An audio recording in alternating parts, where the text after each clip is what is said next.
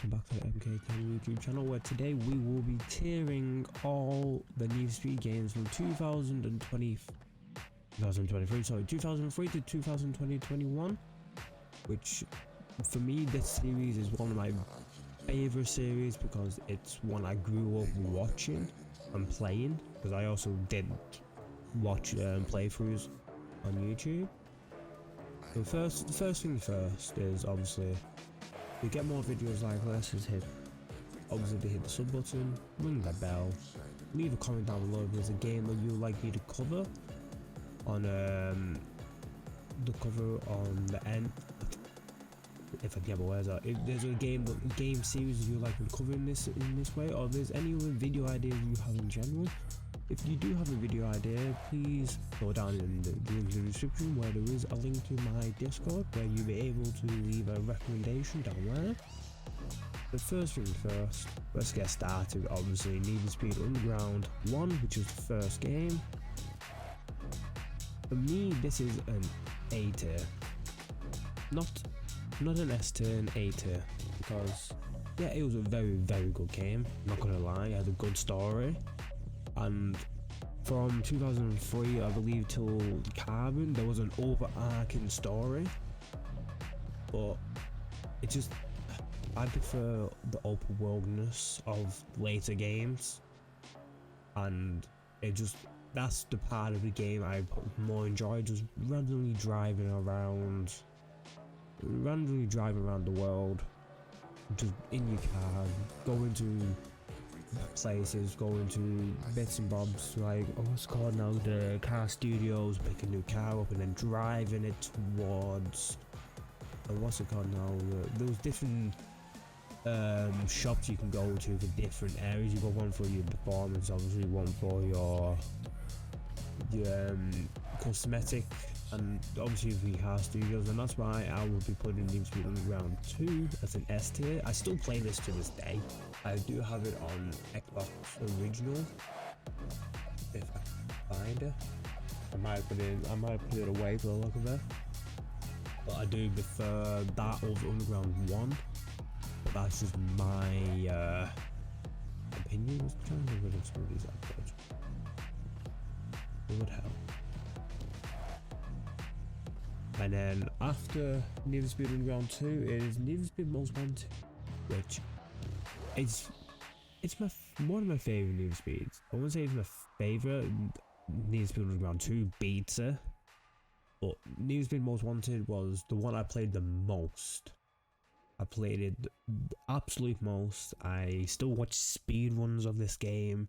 I still, if I had this, I would still be playing it myself now, day in day out. Just absolutely loved this game. Next game out in line is Need for Speed Carbon, which also goes as an A tier.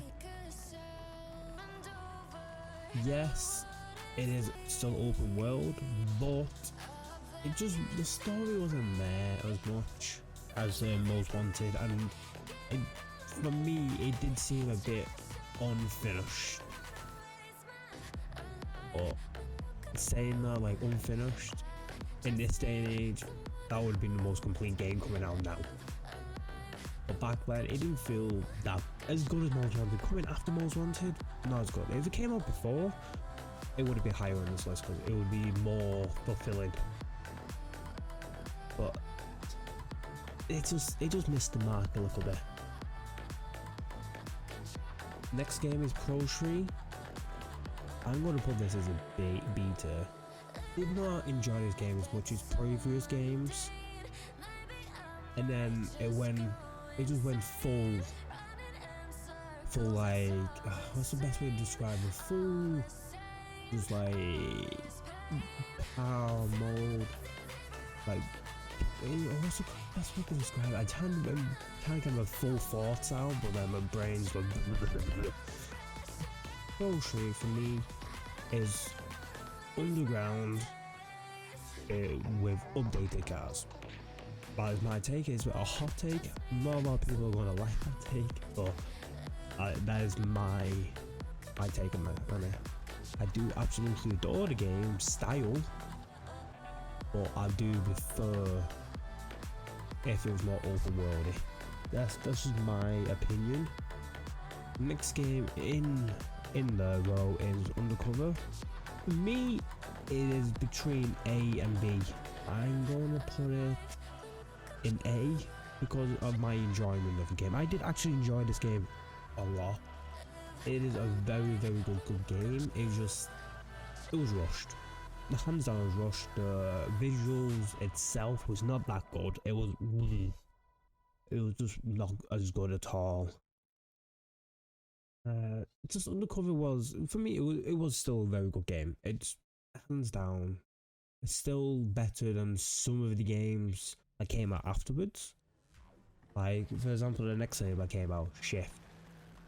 That is a C-tier. That is basically Forza in Need for Speed skin. The same with Need for Speed Underground. Need for Speed Underground 2, sorry. Need for Speed Shift 2 Unleashed. Because it just didn't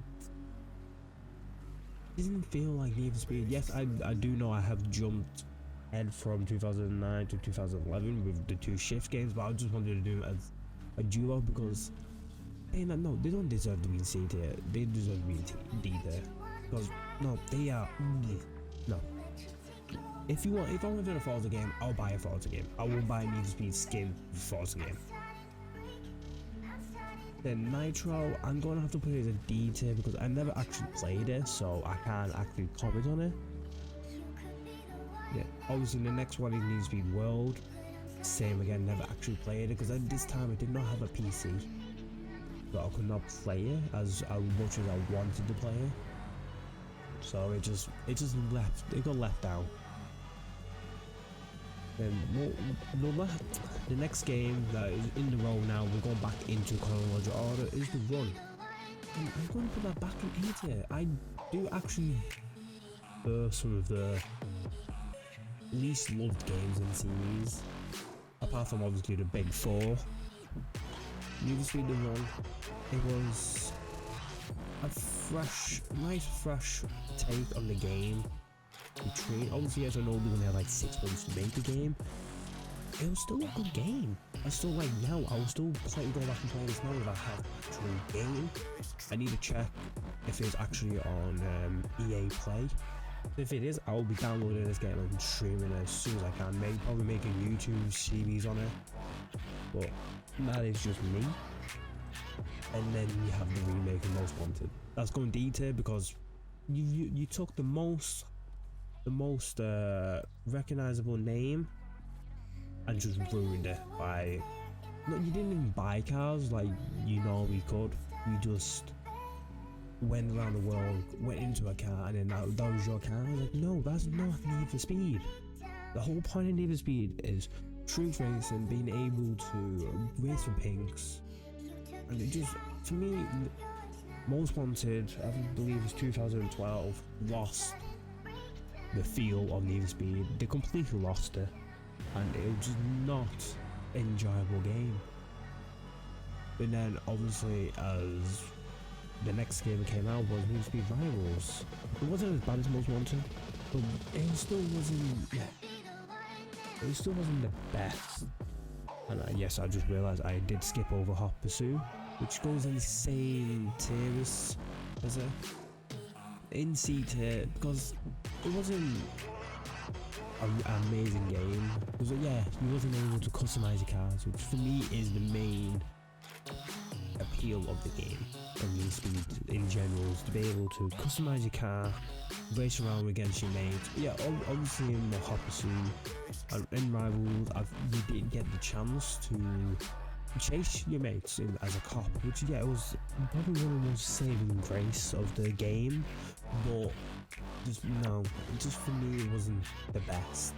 I would actually prefer it in a different way, because you still could have done the cop and robbers aspects, but you still give us a bit of customization, able to like even tuning the cars would have been a bit better than how they did it. After Rivals, we did have No Limit.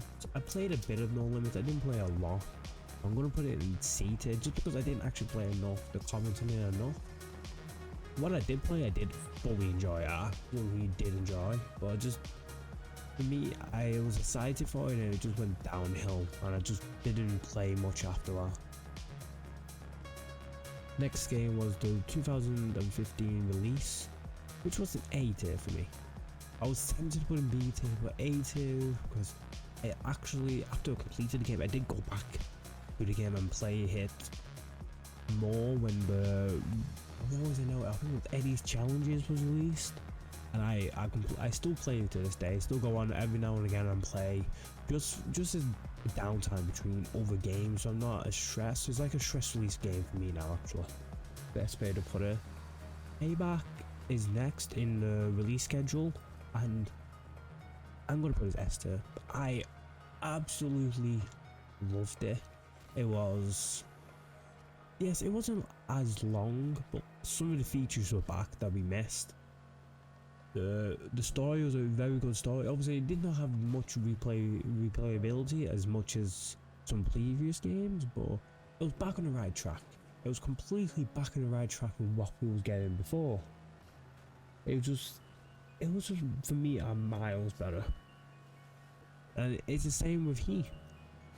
It was just built. It's the game. The Need for Speed games we're getting now are just building blocks towards the Need for Speed that we want, like alongside Most Wanted and Underground 2. And most likely we are going to get a remaster soon. Not this year, maybe next year. I really want a remake of some of these games with the engines from the newer games, and obviously with some of the cars in there as well. It would just be a dream of mine. And the very last game is obviously the Hot Pursuit remaster, and that goes the same place as the Hot Pursuit normal. The remaster did looked amazing, but how much really does a remaster help the game if you don't work at it? It's like, the best example I have is the Mafia games. They have an amazing remaster because they actually worked on the game a little bit before they didn't just do the graphics and stuff like that. They actually worked on the game. But that is my thoughts on all the Need for Speed games from 2003 to 2021. Please, down below there is links towards Red Dragon and Killer Jerky. Using my link will give you 10% and 5% respectively. Obviously, Red Dragon is for all your PC apparel, and Killer Jerky is for some amazing tasting jerky and some amazing tasting sweets. And then also down below is links towards my Discord, where you can keep up to date with everything I'm doing, and also see my tweets when they go live, and see when YouTube videos go live. And I am going to leave you, head back to the range, work on some of my controversial views, because some of these picks will be completely different for someone else. And I see you again very soon. Thank you and goodbye.